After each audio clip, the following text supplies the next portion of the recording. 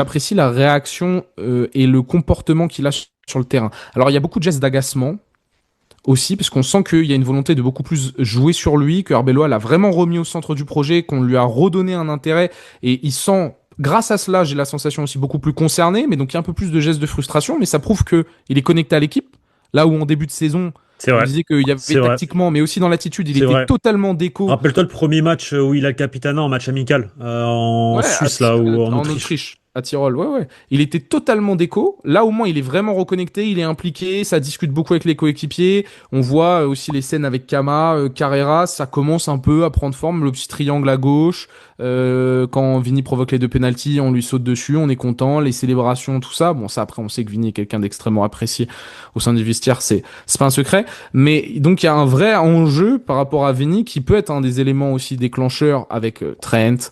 Au retour de Vini, le Valverde qu'on connaît qui fait tout le taf au milieu de terrain, Kylian Mbappé encore plus impliqué. Et Arbeloa tient aussi, bah tu sais, cette manière, on a dit que le vestiaire pouvait se déliter très rapidement sous Arbeloa, qu'il y a des joueurs qui sont saoulés de sa nomination, mais s'il s'accroche à avoir une bonne relation avec Vini, quand on sait l'influence dans le vestiaire qu'il a, c'est aussi pour lui une solution Arbeloa de, encore une fois, ne provoquer aucun incendie.